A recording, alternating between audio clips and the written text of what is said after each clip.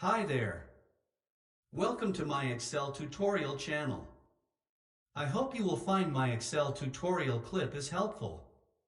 Please feel free to click to like, to share with your friends, or subscribe my Excel tutorial channel.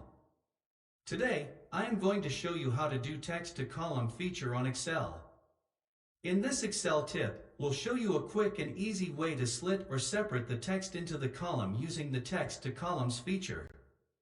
Text to column option in Excel is available in the Data menu tab under the Data Tools section, which is used for separated text available in a cell or column to the columns by splitting them with different criteria.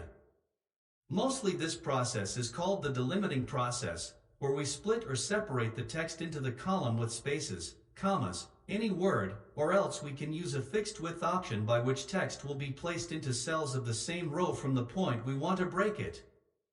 There are two separate features of text to column. 1. Delimited. This feature splits the text, which is being joined by characters, commas, tabs, spaces, semicolon, or any other character such as a hyphen. 2. Fixed width. This feature splits the text which is being joined with spaces with some certain width. Let's understand the working of text to columns in Excel by some examples. Say you have got a column full of names, first next to last, but you want two columns that break them out. Select the data, then on the Data tab at the top. Then click Text to Columns. Choose to separate them by either delimiters or by a fixed width. In this case, we will use delimited.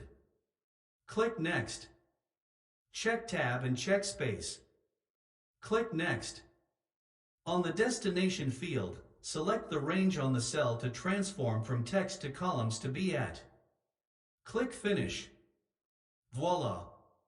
You have successfully transformed the text to columns. Thank you for watching. Goodbye. See you in my next clip.